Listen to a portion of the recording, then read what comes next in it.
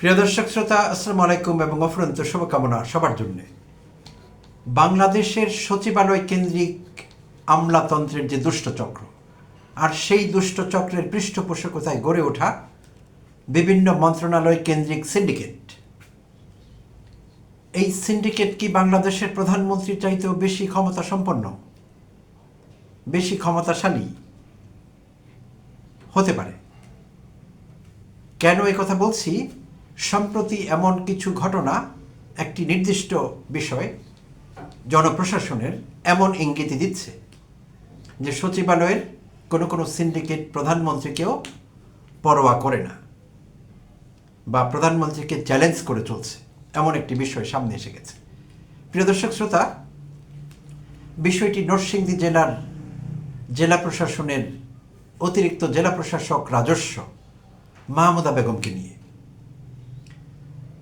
Mahmuda Begum BCS 34 ব্যাচের administration কেডারের একজন কর্মকর্তা, যিনি নরসিংদী জেলা প্রশাসনে অতিরিক্ত জেলা প্রশাসক হিসেবে যোগদান করেছিলেন গত 2025-এর 21 সেপ্টেম্বর, খুব বেশি দিন হয়নি। তো তিনি সেখানে জয়েন করার পরই বেশ কিছু ব্যতিক্রমী পদক্ষেপ গ্রহণ করেন, একেবারেই ব্যতিক্রমী, যেটি আগে কখনো ঘটেনি। খোদ জেলা প্রশাসক কিংবা অতিরিক্ত জেলা প্রশাসকের আগে যারাই ছিলেন তারা কেউ এমন কোনো পদক্ষেপ নেননি জনস্বার্থে। মাহমুদা বেগম এমন কিছু পদক্ষেপ নিয়েছিলেন, তো সেই সব শেয়ার করবো আপনাদের সঙ্গে। আর সেই জনস্বার্থের পদক্ষেপগুলো নেওয়ার কারণে মাহমুদা বেগমকে 24 দিনের মধ্যে 3 বার বদলি করা হয়েছে এবং আরও নানা রকম হেনস্থার মুখে পড়েছেন মাহমুদা বেগম। তো কেন বলছি যে প্রধানমন্ত্রীর চাইতেও শক্তিশালী কিনা, সেই বিষয়ে আসছি বিশ্লেষণে এবং ব্যাখ্যায়। তার আগে দৈনিক যুগান্তরের দুটো হেডলাইন আপনাদের সঙ্গে শেয়ার করব। আলোচনাটি খুবই গুরুত্বপূর্ণ হতে যাচ্ছে। আগাম ধন্যবাদ জানিয়ে রাখছি সবাইকে সঙ্গে থাকবার জন্য। দুটো হেডলাইন, একটি হলো গত 28 এপ্রিল দৈনিক যুগান্তর, জমি অধিগ্রহণে ডিসির নেতৃত্বে বিস্ময়কর কাণ্ড, স্ট্যাম্পে চুক্তি করে ঘুষ ভাগাভাগি। প্রিয় দর্শক শ্রোতা, এমন কথা তো আমরা কখনো শুনিনি আগে। স্ট্যাম্পে চুক্তি করে ঘুষ ভাগাভাগি, কি ভয়ঙ্কর কথা! ডিসির নেতৃত্বে। কোন ডিসি? নরসিংদী জেলার ডিসি। সো 28 এপ্রিল যুগান্তর এটি হেডলাইন করে। তো তার আগে জানা যায় যে মাহমুদা বেগম, যেটি বলছিলাম, গত 25 সেপ্টেম্বরে নরসিংদীতে জয়েন করে ঢাকা সিলেট মহাসড়কের যে উন্নয়ন প্রকল্প চলছে সেখানে নরসিংদী জেলায় একটি বৃহত্তর এলাকা পড়েছে ঢাকা সিলেট মহাসড়কের। তো সেই ঢাকা সিলেট মহাসড়ক উন্নয়ন প্রকল্পের ভূমি অধিগ্রহণ বিষয়টি, ভূমি অধিগ্রহণ, ল্যান্ড অ্যাকুইজিশন, অর্থাৎ রাস্তা বাড়াতে হলে, প্রশস্ত করতে হলে আশেপাশে জনসাধারণের জমি পড়ে, বাড়ি পড়ে, দোকান পড়ে, তো সেগুলো ভাঙতে হয়। আর সেগুলো ভাঙলে তাদেরকে ক্ষতিপূরণ দিতে হয় সরকারিভাবে। তো এটিকে ভূমি অধিগ্রহণ বলি আমরা বাংলা, ইংরেজিতে অ্যাকুইজিশন বলা হয়, ল্যান্ড অ্যাকুইজিশন। তো সেই ভূমি অধিগ্রহণের ক্ষতিপূরণ সংক্রান্ত বিষয়টি নিয়ে আজকের এই এপিসোড। তো ক্ষতিপূরণের বিষয়টি যেহেতু বিশাল একটি এলাকা নিয়ে শত শত কোটি টাকা, হাজার হাজার কোটি টাকার ব্যাপার আসবে, তো সেই টাকাই ডিসির নেতৃত্বে এডিসি এবং অন্যান্যরা মিলে, মাহমুদা বেগমের কথা বলছি না, অন্যদের কথা বলছি, তারা বেশ আগে কি সুন্দর দিন কাটাতে আমি স্টাইলেই চলছিলেন। অর্থাৎ সমস্ত রকমের নিয়মকানুন ভঙ্গ করে, দাম বাড়িয়ে দেখিয়ে, নানাভাবে জমির মালিকদের সঙ্গে হাত করে যোগাযোগ করে, ঢাকা কেন্দ্রিক সচিবালয়ে যোগাযোগ রেখে ভূমি মন্ত্রণালয়ে হরিলুটের একটি কারখানা তারা খুলেছিলেন। তো মাহমুদা বেগম জয়েন করার পর গত সেপ্টেম্বরে তিনি সেই রাস্তায় গেলেন না, কারণ তিনি আগেও যেখানে যেখানে জব করেছেন, চট্টগ্রামের চন্দনাইশ উপজেলার ইউএনও ছিলেন তিনি, নরসিংদীতে অতিরিক্ত জেলা প্রশাসক হিসেবে যোগদান করবার আগে, তার আগে বিভিন্ন জেলার উপজেলা নির্বাহী অফিসার, কখনো কখনো অ্যাসিস্ট্যান্ট কমিশনার ভূমি, আবার কখনো কখনো বিভাগীয় পর্যায়ে বিভাগীয় কমিশনারের কার্যালয়ে নির্বাহী ম্যাজিস্ট্রেট, নানা পজিশনে তিনি ছিলেন। যেখানেই ছিলেন সুনামের সঙ্গে কাজ করেছেন। আপাদমস্তক সৎ একজন কর্মকর্তা হিসেবে তার সুনাম আছে মাহমুদা বেগমের। তো তাই তিনি জয়েন করে তিনি যেহেতু অতিরিক্ত জেলা প্রশাসক রাজস্ব, এই বিষয়গুলো তার আওতায় পড়ে, তার হাত দিয়ে যেতে হয়। তো তিনি কোনো রকম অনিয়মে জড়াতে রাজি হলেন না। তিনি অনড় থাকলেন। নিয়ম অনুযায়ী তিনি শুনানি শুরু করলেন। শুনানি শুরু করে একেবারে নিজে তত্ত্বাবধান করে চেক ইস্যু করবার বিষয়টি তিনি সেভাবেই তৈরি হলেন। কোনো অতিরিক্ত টাকা কাউকে দেওয়া হবে না, কারণ তিনি নিজেও কোনো সুবিধা নিচ্ছেন না। তো তাকে রাজনৈতিকভাবে প্রভাবশালী এক কর্মকর্তা সরকারের তাকে চাপ দেন অনিয়ম করে ভূমি অধিগ্রহণের বিষয়ে যাতে তিনি চেক ইস্যু করেন তার নির্দেশিত কথা মোতাবেক। তিনি রাজি হলেন না, তিনি সরাসরি না করে দিলেন মাহমুদা বেগম। তিনি বললেন, না, আমি অনিয়ম করে এটি করতে পারবো না। তখন সেই কর্মকর্তা তাকে হুমকি দেন, দেখব কার ক্ষমতা বেশি, আপনার নাকি আমার। তার পরদিনই তাকে, এটি গত এপ্রিলের কথা, তার পরদিনই তাকে বদলি করা হয়। তাকে বদলি করা হয় পরিকল্পনা বিভাগে সিনিয়র সহকারী প্রধান হিসেবে, পরিকল্পনা বিভাগে। সেই কর্মকর্তার সঙ্গে কথোপকথনের বা সেই কর্মকর্তাকে তার কথা মানতে অস্বীকৃতি জানাবার পরদিন তাকে বদলি করা হয়। আর ঠিক পরদিন 28 এপ্রিল দৈনিক যুগান্তর পুরো বিষয়টি নিয়ে একটি অনুসন্ধানী প্রতিবেদন প্রকাশ করে।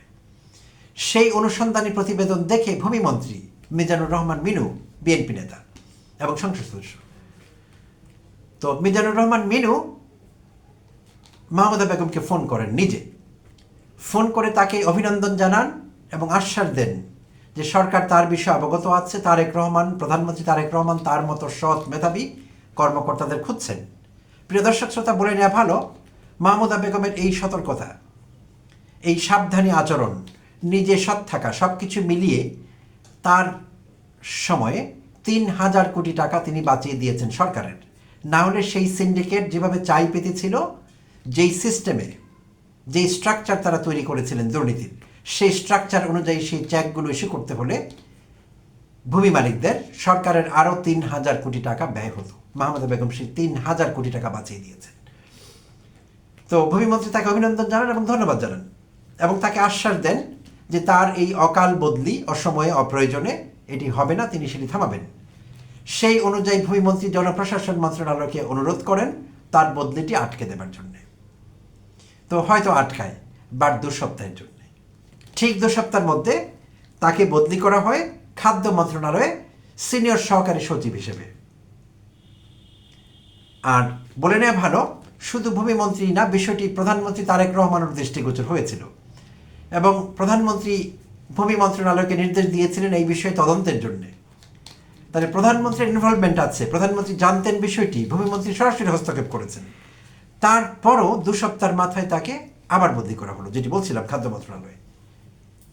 তো মজার ব্যাপার হলো, এর আগেই যেহেতু প্রশাসনের সঙ্গে তার একটি টানাপোড়েন চলছিল, গত 19 এপ্রিল তাকে আরেকটি বদলি করা হয়েছিল যুগান্তরের প্রথম রিপোর্টের আগে। আর সেটি ছিল স্থানীয় সরকার বিভাগে পৌরসভার নির্বাহী হিসেবে।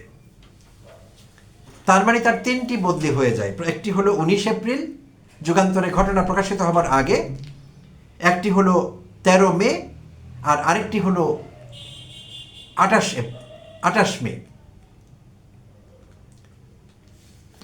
তো এই তিনটি বদলি তার হয়ে যায়। তো এখন মজার ব্যাপার হলো যে ভূমিমন্ত্রী এবং প্রধানমন্ত্রী দুজনের ইনভলভমেন্টের পরেও তার এই 24 দিনে তার 3 বদলি। তো একটি হেডলাইন আপনাদের সঙ্গে শেয়ার করেছিলাম 28 এপ্রিলের, দ্বিতীয় হেডলাইনটি ছিল 11 জুনের, অর্থাৎ গতকালের। সেই হেডলাইন ছিল 24 দিনে 3 বার বদলি। ভূমিমন্ত্রীও রাখতে পারলেন না সেই এডিসিকে। এমন তো হওয়ার কথা নয়, বিষয়টি স্বয়ং প্রধানমন্ত্রী মনিটরিং করছেন। মিজানুর রহমান মিনু ভূমিমন্ত্রী যুগান্তরকে বলেন গতকাল প্রতিবেদন প্রকাশের আগে ভূমিমন্ত্রী মিজানুর রহমান মিনুর সঙ্গে যুগান্তর প্রতিবেদকের কথা হয়। সেখানে তিনি বলেন, এমন তো হওয়ার কথা নয়, প্রধানমন্ত্রী স্বয়ং বিষয়টি মনিটরিং করছেন। প্রিয় দর্শক শ্রোতা, ভেবে দেখুন একবার, একজন ক্যাবিনেট মিনিস্টার কতটা অসহায় সিন্ডিকেটের কাছে, এবং তিনি প্রধানমন্ত্রীকে রেফার করে কথা বললেন প্রধানমন্ত্রী মনিটরিং করছেন, এমন তো হওয়ার কথা নয়। হতাশা। তো সেই জন্যই বলছিলাম যে সিন্ডিকেট কি প্রধানমন্ত্রীর চেয়েও ক্ষমতাশীল, প্রধানমন্ত্রী চাইতেও পাওয়ারফুল? হ্যাঁ, কখনো কখনো। এই ক্ষেত্রে আমরা তেমনটি দেখছি। আচ্ছা, তো এখানে আরেকটি কথা প্রসঙ্গে বলে নেওয়া ভালো।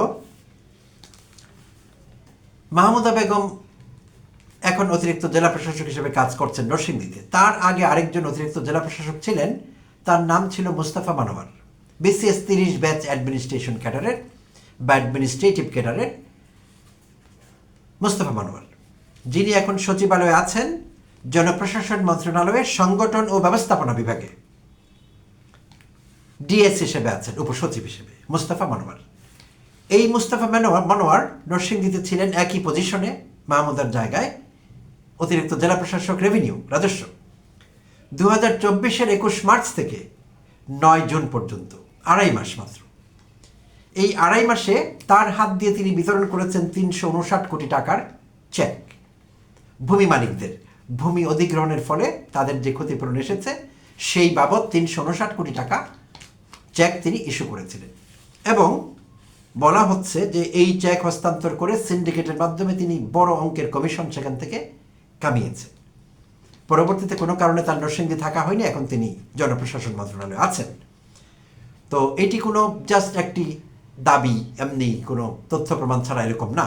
যুগান্তর জানিয়েছে গতকালকের যে রিপোর্টটির কথা বলছি 11 জুনের, সেই রিপোর্টে তারা উল্লেখ করেছে যে তাদের কাছে অডিও ভিডিও রেকর্ড আছে মুস্তাফা মানোয়ারের নরসিংদী থাকাকালীন কার সঙ্গে কী কথোপকথন হয়েছে, কোন সিন্ডিকেটের সঙ্গে তিনি চুক্তি করেছেন টাকা কামাবার, কমিশন খাওয়ার, এবং কাকে কি অন্যায় সুবিধা দেবেন, সব কিছুর রেকর্ড যুগান্তরের কাছে অডিও এবং ভিডিও ফর্মে রেকর্ডগুলো আছে। তো যুগান্তর মুস্তাফা মনোয়ারের সঙ্গে কথা বলে, তো মুস্তাফা মনোয়ার তার বিরুদ্ধে অভিযোগগুলো আনা হলে যে অনিয়ম হয়েছিল, আপনার সময় আপনি 359 কোটি টাকার চেক বিতরণ করেছেন, মাহমুদা বেগম সরকারের 3000 কোটি টাকা বাঁচিয়ে দিয়েছে। তো তখন তিনি তার বিরুদ্ধে আনিত অভিযোগগুলো অস্বীকার করেন, তিনি বলেন যে এগুলো আমার বিরুদ্ধে ষড়যন্ত্র। তো তাকে বলা হয় যুগান্তরের কাছে প্রমাণ আছে, অডিও এবং ভিডিও রেকর্ড। তো তখন তিনি বলেন এগুলোও ষড়যন্ত্র আমার বিরুদ্ধে। প্রিয় দর্শক শ্রোতা, আমরা জানি ষড়যন্ত্র তত্ত্ব সম্পর্কে আমরা সবাই অবগত, অনেক সুপরিচিত একটি টার্ম ষড়যন্ত্র তত্ত্ব। যে কোনো বিষয়ে দায় এড়াবার জন্যে যে কেউ আজকাল এটিকে একটি বাইপাস হিসেবে ব্যবহার করছে, যে আমার বিরুদ্ধে এটি ষড়যন্ত্র, যে কোনো কিছু। তো এই ক্ষেত্রে ব্যতিক্রম হয়নি। তো এখন মাহমুদা বেগমের সর্বশেষ পরিস্থিতি কী হবে আমরা জানি না। তিনি এখনও নরসিংদীতে আছেন, যদিও মন্ত্রী মিনু একবার তার বদলে আটকে ছিলেন, যদিও এরপর পরপর তার আরও 2টো বদলি হয়ে গেছে, সর্বসাকল্যে 3টি বদলি। তো এখন মাহমুদা বেগম কি নরসিংদীতে থাকবেন নাকি থাকবেন না, এটি সম্ভবত নির্ভর করবে প্রধানমন্ত্রীর উপর। তো প্রধানমন্ত্রী এই বিষয়ে কী পদক্ষেপ নেন সেইটি আমরা দেখবার অপেক্ষা আছি। তবে আমরা মনে করি না এই সিন্ডিকেট প্রধানমন্ত্রীর চাইতে বেশি শক্তিশালী। তারা হয়তো প্রধানমন্ত্রীর কঠিন দিকটি দেখেননি। তো আমরা আশা করব প্রধানমন্ত্রী তার কঠিন দিকটি দেখাবেন প্রয়োজন সাপেক্ষে। কারণ এই সিন্ডিকেটগুলো ভাঙা দরকার জাতির স্বার্থে, দেশের স্বার্থে। এই কথাগুলো আমরা শুনতে চাই না। এইসব হাসিনা আমলের কথা আমরা কেন শুনবো জুলাই অভ্যুত্থান পরবর্তী বাংলাদেশে? আর এত বড় দুঃসাহস একজন ডিএসের কিংবা উপসচিবের কিভাবে হবে, যখন তিনি জানলেন যে একজন ক্যাবিনেট মিনিস্টার এবং খোদ প্রধানমন্ত্রী বিষয়টির সঙ্গে জড়িত এবং ভূমি মন্ত্রণালয় এই বিষয়ে তদন্ত করছে। বিস্ময়ের আর কোনো শেষ থাকছে না আমাদের। তারপরেও বিশ্বাস করতে হচ্ছে ঘটেছে ঘটনাগুলো, বাট এগুলো সুরাহা দরকার। যত তাড়াতাড়ি হয় ততই ভালো। আমরা অপেক্ষায় আছি এই বিষয়ে সরকার কী পদক্ষেপ নেয় সেটি দেখবার জন্য। প্রিয় দর্শক শ্রোতা, এইটির উপর অনেক কিছু নির্ভর করবে। আগামী দিনে অন্যান্য সিন্ডিকেট কীভাবে কাজ করবে, অন্যান্য জায়গায় কতটা অনিয়ম হবে, কিংবা অনিয়মগুলো নিয়মে পরিণত হবে কিনা, এই অনেক প্রশ্নের উত্তর কিন্তু পাওয়া যাবে এই বিষয়ে একটি জোরালো পদক্ষেপ নেওয়ার মাধ্যমে, এবং আমরা আশা করি সেটি হবে। অনেক ধন্যবাদ জানবেন, সঙ্গে থাকবার জন্য।